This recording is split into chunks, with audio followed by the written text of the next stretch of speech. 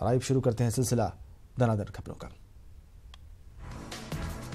राज्यसभा की 25 सीटों के लिए चुनाव पूरा हो गया। यूपी में राज्यसभा की 10 सीटों में से 9 पर बीजेपी ने जीत हासिल की। एक सीट समाजवादी पार्टी के खाते में गई। 10वीं सीट पर जोरदार मुकाबले में बीजेपी के अनिल अग्रवाल ने एसपी समर्थित बीएसपी उम्मीदवार भीमराव अंबेडकर को हरा दिया। पश्चिम बंगाल की 5 सीटों में से 4 पर टीएमसी और 1 पर कांग्रेस ने जीत हासिल की। झारखंड की 2 सीटों में से 1 पर बीजेपी और 1 कांग्रेस ने जीती। तेलंगाना की सभी 3 सीटें टीआरएस के खाते में गईं। कर्नाटक में 3 सीटें कांग्रेस और 1 सीट बीजेपी के खाते में आई। झारखंड में राज्यसभा चुनाव में कांग्रेस प्रत्याशी धीरज साहू की जीत पर जमकर नारेबाजी हुई। जेएमएम नेता हेमंत सोरेन ने इसे सत्य की जीत बताया और बीजेपी का मुंह काला होने की बात कही। छत्तीसगढ़ में राज्यसभा चुनाव में बीजेपी की सरोज पांडे ने जीत हासिल की। सरोज पांडे को 51 मत मिले, जबकि कांग्रेस उम्मीदवार को सिर्फ 36 वोट ही मिल पाए। जनता दल यूनाइटेड शरद गुट से वीरेंद्र कुमार ने केरल से राज्यसभा चुनाव में जीत हासिल की। वीरेंद्र कुमार के ही इस्तीफे से ये सीट खाली हुई थी। राज्यसभा चुनाव में मिली जीत के बाद भाजपा कार्यकर्ताओं में भारी हर्षोल्लास देखा गया। एटा में भी हरनाथ सिंह यादव के राज्यसभा सदस्य चुने जाने पर भाजपाइयों ने जमकर जश्न मनाया। एक साल नई मिसाल नारे के साथ यूपी के सीएम योगी आदित्यनाथ आज बलरामपुर में सरकार की 1 साल की उपलब्धियों का लेखा जोखा जनता के सामने पेश करेंगे। फूलपुर और गोरखपुर हार से सबक लेते हुए यूपी में योगी सरकार अब जन जन तक अपनी उपलब्धियां पहुंचाएगी और इसके लिए आज से मंत्री और प्रदेश के बड़े नेता हर दिन गांव, गली, मोहल्ले और कस्बों में चौपाल लगाएंगे। योगी सरकार का 1 साल पूरा होने के मौके पर लखनऊ जिले के प्रभारी और वित्त मंत्री राजेश अग्रवाल ने विकास कार्यों का रिपोर्ट कार्ड जारी किया। इसमें एंटी भूमाफिया टास्क फोर्स, बिजली, पानी, सड़क, राजस्व और बेसिक शिक्षा के क्षेत्र में किए गए कार्यों को गिनाया गया। नोएडा में पुलिस और बदमाशों की मुठभेड़ हुई। इसमें सेक्टर 58 इलाके से 25,000 का इनामी बदमाश गिरफ्तार कर लिया गया। शामली के कांदला थाना क्षेत्र में नशे में धुत आईटीबीपी के एक जवान ने ग्रामीणों पर फायरिंग कर दी है। इसमें 3 लोग कारतूस के छर्रे लगने से जख्मी हो गए। शुक्रवार को डीजीपी ओपी सिंह बरेली पहुंचे। वहां पर उन्होंने पुलिस लाइन में बरेली जोन के सभी पुलिस अफसरों के साथ समीक्षा बैठक की। इस बैठक में सभी 9 जिलों के पुलिस कप्तान मौजूद रहे। झांसी में शुक्रवार को थाना बरुआ सागर क्षेत्र में झांसी के नामी गिरामी हिस्ट्री शीटर रमेश खंगार को 2 लोगों ने गोली मार दी और उसके बाद घायल को मेडिकल कॉलेज में भर्ती कराया गया। अब 6 अप्रैल को अयोध्या मामले की सुनवाई होगी। शुक्रवार को मामले को बड़ी बेंच के पास भेजने या न भेजने पर सुनवाई होनी थी। कोर्ट ने साफ किया कि पक्षकारों पर बातचीत के लिए दबाव नहीं बनाया जा सकता। चंदौली में तालाब में डूबी किशोरी को बचाने के लिए अलीनगर थाने में तैनात एक जवान तालाब में कूद गया और एक अन्य व्यक्ति के सहयोग से युवती को बाहर तो निकाल लिया, लेकिन तब तक किशोरी की मौत हो चुकी थी। बलिया के सदर कोतवाली स्थित जिला चिकित्सालय में तकनीकी गड़बड़ी के चलते शुक्रवार को शाम से लेकर देर रात तक बत्ती कई घंटों तक गुल रही।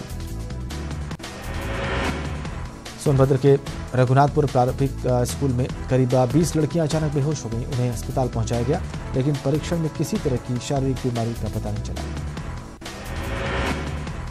एटा में 11 छात्राओं की हालत बिगड़ने पर उन्हें जिला अस्पताल में भर्ती कराया गया। 2 छात्राओं की स्थिति में सुधार होने के बाद उन्हें वापस छात्रावास भेज दिया गया। छात्राओं ने स्कूल के रसोइया पर खाने में कई गोलियां मिलाने का आरोप लगाया। बरेली के प्रेमनगर इलाके में एक पिता ने अपनी 11 महीने की बच्ची को अपने एक बेऔलाद दोस्त को गोद दे दिया और बच्ची के अपहरण की झूठी कहानी रच दी। पुलिस ने बच्ची के पिता सहित 3 लोगों को हिरासत में लिया है। सीतापुर में पुलिस ने थाने में एक प्रेमी जोड़े की धूमधाम से शादी कराई। ये दोनों बहुत समय से एक दूसरे से प्रेम करते थे, लेकिन लड़की के घर वाले लड़की के साथ शादी करने के लिए राजी नहीं थे। मेरठ जिला प्रशासन गरीब कन्याओं की शादी कराने के मामले में फिसड्डी साबित हुआ है। अभी तक का 25 जोड़ों की शादी कराकर महज 30 लाख रुपए ही खर्च कर पाया है। जिला प्रशासन को दूल्हा दुल्हन नहीं मिले। अलीगढ़ में थाना खैर के खेड़ा सत्तू गांव में छेड़खानी का विरोध करने पर गांव के दबंगों ने परिवार के लोगों पर लाठी डंडों से हमला करके उन्हें जख्मी कर दिया। एसपी क्राइम ने बताया कि मामले की जांच करवाकर मुकदमा दर्ज करने के निर्देश दिए गए। मेरठ में समझौते के नाम पर रिश्वत वसूल रहे सिपाही को एंटी करप्शन की टीम ने रंगे हाथों गिरफ्तार कर लिया है। बदायूं में गन्ना किसानों ने किसान नेता राकेश टिकैत के नेतृत्व में अपनी समस्याओं को लेकर प्रशासन को ज्ञापन सौंपकर चेतावनी दी कि अगर उनका गन्ना चीनी मिलों पर नहीं लिया गया तो वो अपना गन्ना डीएम कार्यालय में डाल देंगे। कानपुर के स्वरूप नगर में जेल की थीम पर बनाए गए रेस्तरां की दीवारों में कसाब और राम रहीम अबू सलेम जैसे लोगों की तस्वीरें लगी हुई हैं। मिर्जापुर और झांसी के खनन ठेकेदारों ने खनन विभाग के ऑनलाइन सिस्टम एडमिनिस्ट्रेशन के सर्वर को हैक करके तय सीमा से 10 गुना ज्यादा फॉर्म निकाल लिए, जिससे खनन विभाग को करोड़ों की चपत लगी। झांसी में दूध की डेयरी में शराब के कारोबार का पुलिस ने भंडाफोड़ किया है। पुलिस ने 1025 पेटी अवैध शराब लदा हुआ ट्रक पकड़ा। मामले में एक युवक भी हिरासत में लिया गया। लखनऊ में प्रदर्शन कर रहे बीएड टेट अभ्यर्थियों को पुलिस ने गांधी प्रतिमा से हटा दिया। नियुक्ति की मांग को लेकर अभ्यर्थी प्रदर्शन कर रहे हैं। यूपी के मुजफ्फरनगर में एक आरोपी से पुलिस थाने की जबरन सफाई का मामला सामने आया है। आरोपी युवक जानी पर अपने भाई से मारपीट का आरोप है। उसका कहना है कि उसने जब सफाई करने से मना किया तो पुलिस वालों ने उसे पीटा। रामपुर में आरएसएस की ओर से मोटरसाइकिल तिरंगा यात्रा निकालकर शहीदों को श्रद्धांजलि दी गई। शहीद भगत सिंह, राजगुरु और सुखदेव के बलिदान को याद कर आदर्श कॉलोनी ग्राउंड से तिरंगा यात्रा निकाली गई। आगरा में एक छात्र ने पेट्रोल छिड़क कर खुदकुशी की कोशिश की। कहा जा रहा है कि बीएससी प्रथम वर्ष के छात्र प्रदीप की मार्कशीट नहीं आई। लंबे समय से प्रदेश विश्वविद्यालय को चक्कर लगा रहा था, लेकिन उसे कोई ठोस जवाब नहीं मिला। फिरोजाबाद में स्कूल पढ़ने गए 6ठी क्लास के छात्र को शिक्षक ने इतना पीटा कि उसका सिर फट गया। पीड़ित ने थाने में शिकायत दर्ज कराई। रामपुर के कोतवाली शाहबाद पुलिस ने हत्या के आरोप में 3 साल से फरार चल रहे 15-15 हजार के इनामी पति पत्नी सखपाल और रेखा को गिरफ्तार किया है। दोनों पर 2015 में महिला की हत्या करने के आरोप में मुकदमा दर्ज था। बदायूं में एक टेम्पो चालक की मारपीट कर गला दबाकर हत्या कर दी गई और शव को एक खेत में फेंक दिया गया। टेम्पो चालक 3 दिनों से लापता था। परिजनों ने सिविल लाइंस थाने में गुमशुदगी का मामला दर्ज कराया था। वाराणसी में 11 मार्च को चौबेपुर थाना इलाके के बरथरा कला नाले में मिले लड़की के शव की गुत्थी पुलिस ने सुलझा ली है। कहा जा रहा है कि पिता ने अपनी बेटी को महज इस वजह से मौत के घाट उतार दिया क्योंकि वो अपनी बड़ी बहन की शादी में बाधा बन गई थी। इधर मुजफ्फरनगर के चरथावल थाना इलाके के गांव कसौली में पुलिस ने 2 शराब तस्करों को गिरफ्तार किया है। कानपुर के बिरहना रोड स्थित वैभव लक्ष्मी मंदिर में हर साल की तरह नवरात्रि के शुक्रवार को इस बार भी खजाना बांटा गया, लेकिन लेने के लिए हजारों महिलाओं की भीड़ उमड़ पड़ी। फिरोजाबाद में स्वास्थ्य विभाग ने किरकिरी से बचने के लिए नया पैंतरा अपनाया। 100 शैय्या के 100 बेड्स के हॉस्पिटल में नए स्टाफ की तैनाती की बजाय अब उस अस्पताल में जिला महिला अस्पताल की ओपीडी को शिफ्ट किया जाएगा। बेरठ के नौचंदी थाना इलाके के सोहराब गेट बस स्टैंड के सामने मामूली से विवाद में एक होटल मालिक ने सिविल वर्दी में चाय पी रहे दरोगा और उसके भाई पर हमला बोल दिया। हमले में दरोगा के हाथ की उंगलियों की हड्डियां टूट गईं और उसका भाई भी लहूलुहान हो गया। शामली के कांधला कस्बे के अज्ञात चोरों ने बंद मकान का ताला तोड़कर घर में रखी हजारों की नकदी समेत लाखों रुपए की कीमत के सोने चांदी के जेवरात पर हाथ साफ कर दिया। झांसी जिले के कई इलाकों में गर्मी आते ही पीने के पानी की समस्या होने लगी। कानपुर देहात के खानपुर चंद्र गांव में फैक्ट्रियों से निकलने वाले केमिकल से गांव का पानी जहर बन गया है और इससे गांव के ज्यादातर लोग गंभीर बीमारियों से जूझ रहे हैं। गोरखपुर के चौरी चौरा तहसील क्षेत्र में कई ग्राम सभाओं में करोड़ों की लागत से लगाए गए पेयजल की सप्लाई की पानी की टंकी मात्र शोपीस बनकर रह गई है। ग्रामीण दूषित पानी पीने को मजबूर हैं। बहराइच में रोडवेज की बस पलटने से 24 से ज्यादा यात्री जख्मी हो गए। घायल श्रद्धालुओं में 12 पड़ोसी राष्ट्र नेपाल के नागरिक हैं जो अयोध्या दर्शन के लिए जा रहे थे। ताजनगरी आगरा शहर में 90% से ज्यादा हैंडपंप जलस्तर नीचे चले जाने से जवाब दे चुके हैं। अमेठी के टिकारिया गांव में लोगों को पानी की किल्लत से जूझना पड़ रहा है। इतना ही नहीं, पिछले कई सालों से ग्रामीण जहरीला पानी पीने को भी मजबूर हैं। अयोध्या में 9 दिनों तक चलने वाले श्री राम जन्मोत्सव को लेकर तैयारियां जोरों पर हैं। आज नवरात्र का 7वां दिन है। 7वें दिन मां शक्ति मां दुर्गा के 7वें स्वरूप कालरात्रि की पूजा की जाती है और इसको लेकर मंदिरों में भक्तों का तांता लगा हुआ है। खबरें उत्तराखंड से। उत्तराखंड सरकार ने सालाना बजट में अल्पसंख्यक मंत्रालय के 110 करोड़ की डिमांड के मुकाबले 65 करोड़ का बजट ही मंजूर किया है। टिहरी भाजपा जिला अध्यक्ष संजय नेगी ने मीडिया से वार्ता में कहा कि आगामी निकाय चुनाव के लिए पार्टी कार्यकर्ता पूरी तरह से तैयार हैं। सदन में बजट पेश किए जाने के बाद अब समीक्षाओं का दौर भी शुरू हो गया है। बजट में जहां विधानसभा में सदन के सदस्य चर्चा कर रहे हैं, तो वहीं बजट के प्रावधान को लेकर विभागीय कर्मचारी नेताओं ने समीक्षा भी शुरू कर दी है। संत निरंकारी मिशन के तत्वाधान में श्रीनगर गढ़वाल स्थित GITI मैदान में आज विशाल महिला संत समागम का आयोजन किया जा रहा है।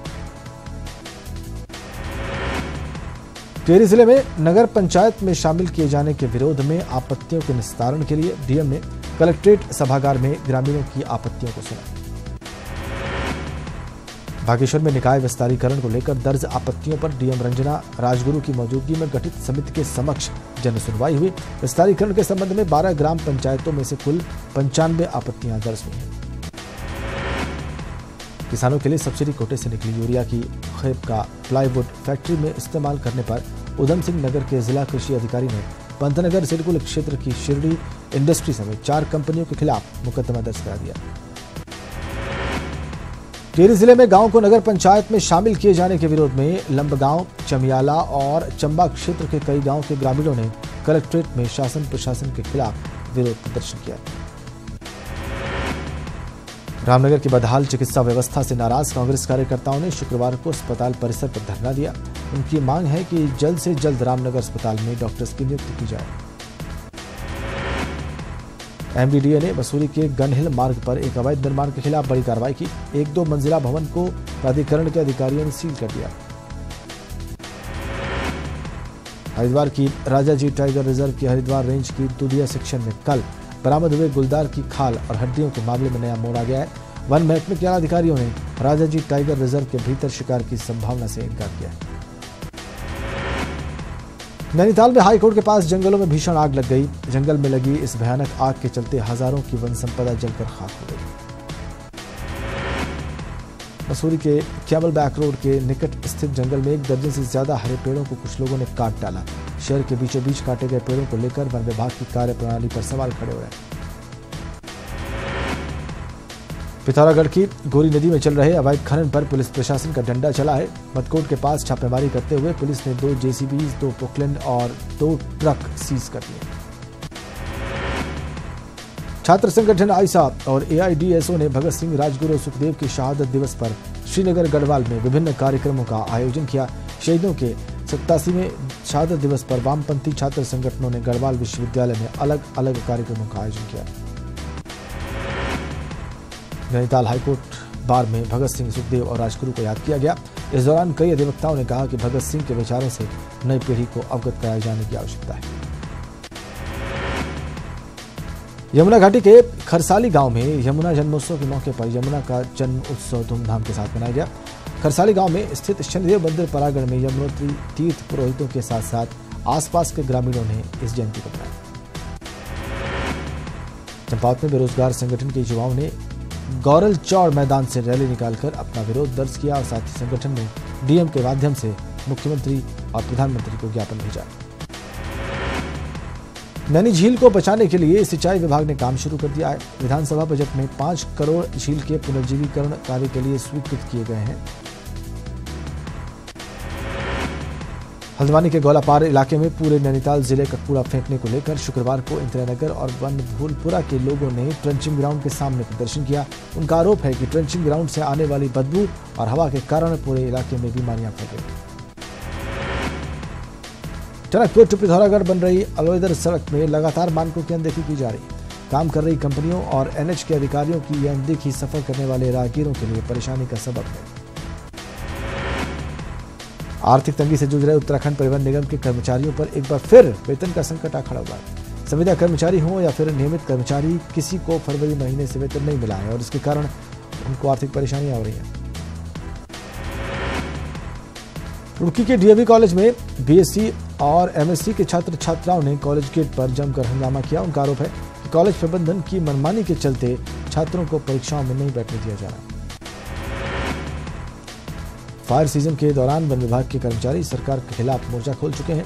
नैनीताल में वन विभाग के कर्मचारियों ने न सिर्फ धरना दिया बल्कि सरकार के खिलाफ खूब नारेबाजी भी की।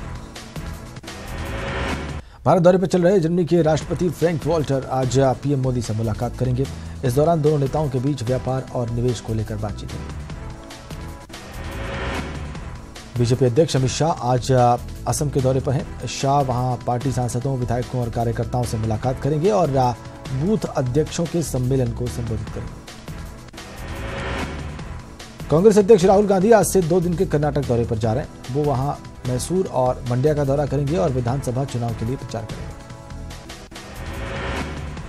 पंजाब विधानसभा में आज प्रदेश का बजट पेश किया जाएगा। इस बार के बजट में कैप्टन अमरिंदर सरकार किसानों के कर्ज को लेकर बड़ी घोषणा कर सकती है। साथ ही नौजवानों को स्मार्टफोन का गिफ्ट बजट में मिल सकता है। एमपी के मुख्यमंत्री शिवराज सिंह आज किसानों से मुलाकात करेंगे। सीएम हाउस में होने वाली इस मुलाकात में सीएम शिवराज प्रदेश के किसानों की समस्याओं से रूबरू होंगे। चारा घोटाले के दुमका केस में आज सजा का ऐलान होगा। लालू प्रसाद सहित सभी 19 दोषियों की सजा पर सुनवाई पूरी हो चुकी है। दुमका ट्रेजरी से 4.25 करोड़ की अवैध निकासी से यह मामला जुड़ा हुआ है। दिल्ली में बीजेपी के संसदीय दल की बैठक हुई। बैठक में पीएम मोदी ने सांसदों को कार्यकर्ताओं की नाराजगी दूर करने को कहा, साथ ही काम को प्राथमिकता देने की बात भी कही। दिल्ली हाईकोर्ट ने अपने फैसले में आप पार्टी को बड़ी राहत दी। हाईकोर्ट ने चुनाव आयोग की ओर से 20 आप विधायकों को अयोग्य ठहराए जाने के फैसले को पलट दिया और उनकी सदस्यता बहाल कर दी। दिल्ली हाईकोर्ट के फैसले का दिल्ली के मुख्यमंत्री अरविंद केजरीवाल ने स्वागत किया। उन्होंने ट्वीट करके इसे सत्य और दिल्ली के लोगों की जीत बताया। दिल्ली के रामलीला मैदान में समाजसेवी अन्ना हजारे एक बार फिर अनिश्चितकालीन भूख हड़ताल पर बैठ गए। उन्होंने लोकपाल विधेयक, लोकायुक्त की नियुक्ति समेत 6 अन्य मांगों को लेकर अपना आंदोलन शुरू किया है। मोदी सरकार के खिलाफ टीडीपी, वाईएसआर कांग्रेस के बाद कांग्रेस ने भी अविश्वास प्रस्ताव का नोटिस दिया है। मल्लिकार्जुन खड़गे ने लोकसभा महासचिव को नियम 198B के तहत 27 मार्च को अविश्वास प्रस्ताव पेश करने का नोटिस दिया।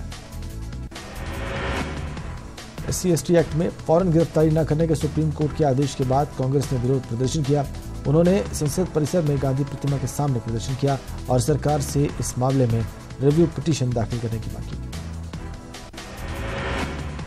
फेसबुक से डेटा चुराने का आरोप झेल रही कैम्ब्रिज एनालिटिका के खिलाफ केंद्र सरकार ने नोटिस भेजा है। सरकार ने कैम्ब्रिज एनालिटिका से सवाल पूछा है कि क्या उसने भारतीयों के पर्सनल डेटा को साझा करने के लिए किसी से साझेदारी की है। कर्नाटक सरकार ने लिंगायत समुदाय को अल्पसंख्यक घोषित किया है। कुछ दिन पहले सिद्धारमैया कैबिनेट ने लिंगायत को अलग धर्म मानकर अल्पसंख्यक समुदाय के तौर पर मान्यता देने का फैसला किया था। भारतीय क्रिकेटर मोहम्मद शमी की पत्नी हसीन जहां ने पश्चिम बंगाल की मुख्यमंत्री ममता बनर्जी से मुलाकात की। उन्होंने बताया कि सीएम ने उन्हें भरोसा दिया कि वो उनकी समस्या देखेंगी। उन्होंने शमी पर हत्या की कोशिश, रेप, धमकी और जहर देने जैसे कई संगीन आरोप लगाए। जम्मू कश्मीर पुलिस ने अलगाववादी नेता आसिया अंद्राबी के खिलाफ मामला दर्ज कर लिया है। अंद्राबी ने पाकिस्तान दिवस मनाने के साथ पाक का झंडा लहराया और कश्मीर को पाकिस्तान का हिस्सा बताया। जवाहरलाल नेहरू विश्वविद्यालय के 2 और प्रोफेसर्स पर सेक्सुअल हरासमेंट का आरोप लगाए। सूत्रों के मुताबिक छात्रों की एक टीम चाइना की यात्रा पर गई हुई थी और इसी दौरान पीड़िता ने ईमेल कर प्रोफेसर राजेश खैरात और पी लंबा के खिलाफ शिकायत दर्ज कराई। असम के नागौन में एक नाबालिग लड़की के साथ गैंगरेप किया गया, साथ ही उस पर केरोसिन का तेल डालकर उसे जला दिया गया। उसका शरीर 90% जल चुका है। कर्नाटक विधानसभा चुनाव के मद्देनजर पुलिस ने भी तैयारियां शुरू कर दी हैं। हुबली में पुलिस ने अपराधियों की परेड की और उन्हें आगामी चुनाव के मद्देनजर अपराधों से दूर रहने के लिए चेताया। आज अर्थ आवर डे है। सरकार ने ऊर्जा संरक्षण के मकसद से देशवासियों से 1 घंटे के लिए गैर जरूरी लाइट्स बंद रखने की अपील की है। दुनिया भर के 178 देशों में रात 8:30 बजे से 9:30 बजे तक गैर जरूरी लाइट्स बंद रखकर अर्थ आवर डे मनाया जाएगा। राजस्थान के जोधपुर में न्यूज 18 राजस्थान ने आज मारवाड़ अलंकरण समारोह आयोजित किया है। इसमें मुख्यमंत्री वसुंधरा राजे समेत कई हस्तियां शिरकत करेंगी। पंजाब के लुधियाना से राजीव जोशी नाम का एक शख्स शहीद दिवस पर साइकिल यात्रा पर निकला और उसका मकसद लोगों को नशा मुक्ति का संदेश दे रहा है। आरबीआई के पूर्व गवर्नर रघुराम राजन ने नौकरी के अवसरों की कमी को लेकर एक बार फिर चेताया है। कोची में ग्लोबल डिजिटल समिट में उन्होंने कहा कि भारत में तकनीक अपनाने की प्रक्रिया धीमी है। उन्होंने ट्विटर पर खुद के शामिल नहीं होने के लिए कहा कि वो ट्विटर पर तेजी से जवाब देने में सक्षम नहीं। और इसके साथ ही खबर दनादन में फिलहाल नहीं। नमस्कार।